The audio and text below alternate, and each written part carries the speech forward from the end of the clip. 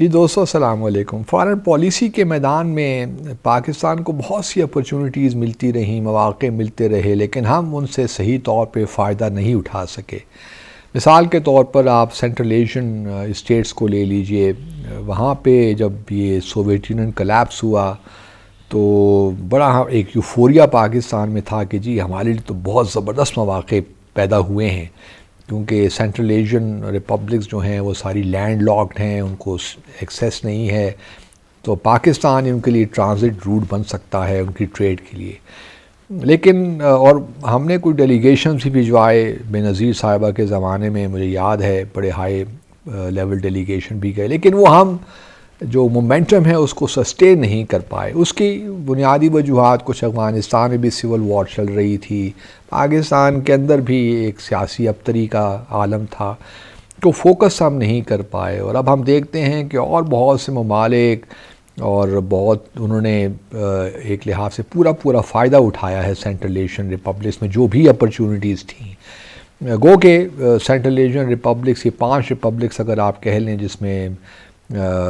آبادی کے لحاظ سے سب سے بڑا ازبکستان ہے، اس کے بعد قزاقستان ہے،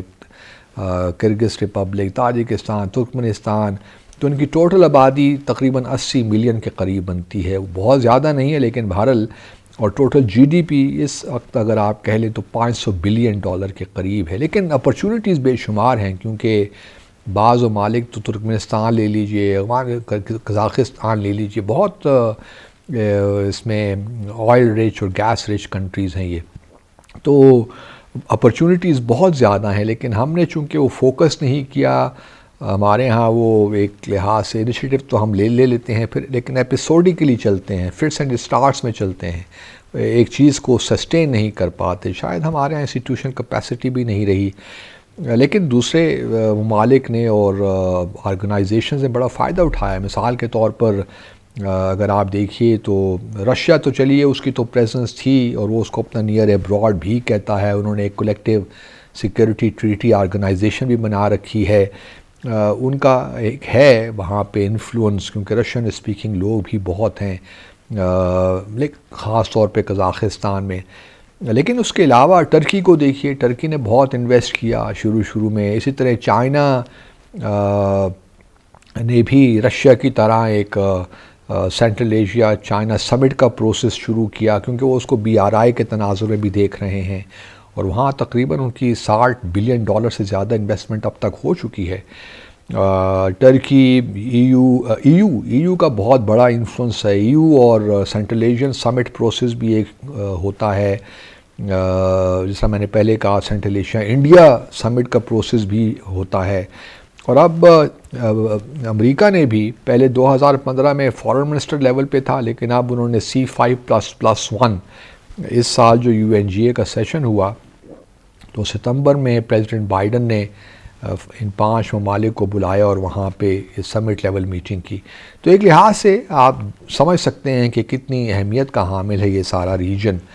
اور اگر پاکستان نے صحیح طریقے سے فوکس کیا ہوتا اور ہم نے اپنی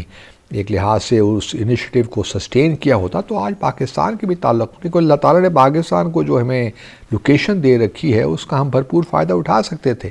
لیکن اب چونکہ افغانستان کے حالات بڑے عرصے سے خراب رہے تو لوگوں نے اور آپشنز کو ایکسپلور کرنا شروع کر دیا۔ تو مثال کے طور پر جو international north south transport corridor ہے، اس میں چابہار پورٹ بڑا امپورٹنٹ پلے کرے گا۔ انڈیا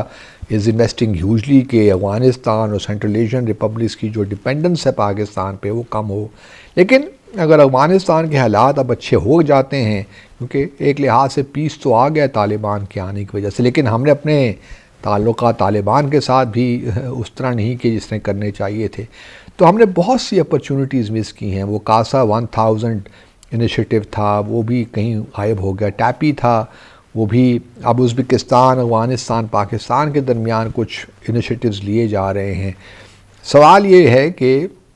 ہمیں بھرپور فائدہ اٹھانا چاہیے۔ جس نے ٹرکی نے دیکھیے بہت کنسٹرکشن میں وہاں کام کیا، ہم بھی یہ کر سکتے تھے۔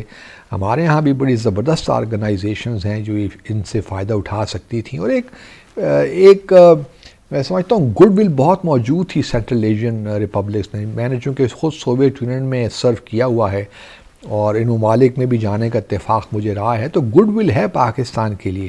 لیکن ہم اس کو صحیح معنوں میں ایکسپلائٹ نہیں کر سکے۔ ہمارا سارا فوکس افغانستان پہ چونکہ رہا،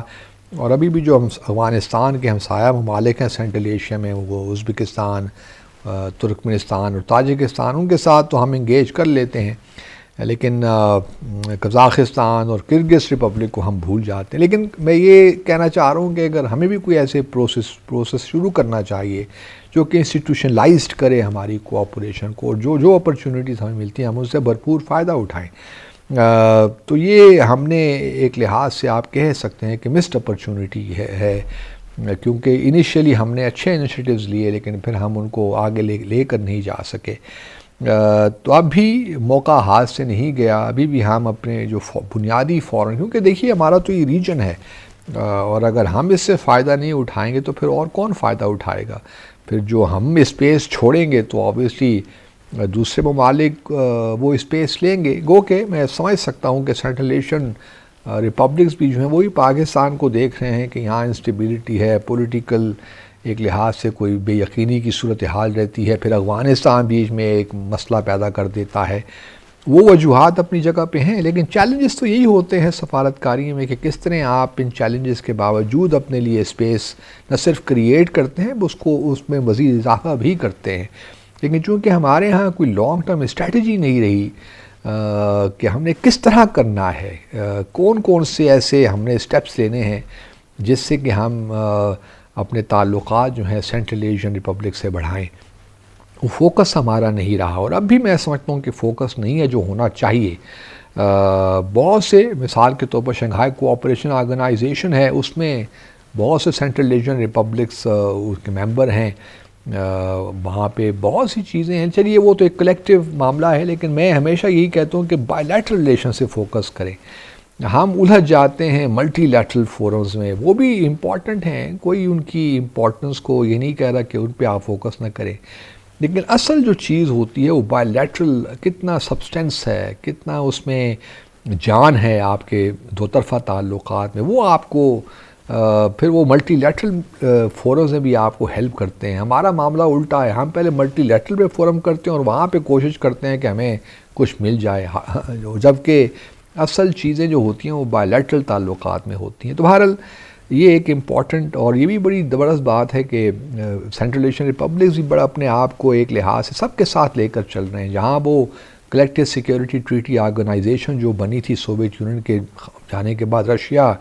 اور سینٹرل ایشین ریپبلکس، اس میں اگر آپ دیکھیے تو سینٹرل ایشین ریپبلکس میں جو 2022 میں یوکرین پہ ریزولوشن تھی رشیا کے خلاف، انہوں نے ان تمام کنٹریز نے ایبسٹین کیا تھا۔ پھر ایک سیکا انیشیٹو بھی ہے، conference on interaction and cooperation in Asia, اس کے بھی ہم سب ممبر ہیں، لیکن ہم صحیح فائدہ نہیں اٹھا سکے انفارچونیٹ۔ پھر ECO اکنامک کوآپریشن آرگنائزیشن، اس کے بھی تمام یہ ممبر ہیں، اور اس میں انڈیا بھی نہیں ہے، لیکن وہ بھی ہم بہت سی وجوہات کی بنیاد پہ اس پہ بھی زیادہ فائدہ نہیں اٹھا سکے۔ لیکن میں یہی کہوں گا کہ اپنا کوئی ایک پروسیس نکالیے، کوئی سوچئے، اس پہ کوئی برین اسٹارمنگ کیجیے، جو ریلیونٹ لوگ ہیں ان کو بلائیے، تاکہ ایک ہمارے پاس پالیسی پیپر بن جائے کہ ہم نے کس طرح آگے اس کو لے کر چلنا ہے۔ تو لیٹس ہوپ کہ جو لوگ ڈیسیشن میکنگ میں ہیں وہ اس کے بارے میں سیریسلی سوچیں گے، کیونکہ یہ بڑا امپورٹنٹ ریجن ہے ہمارے لیے۔ اپنا خیال رکھیے، اللہ حافظ۔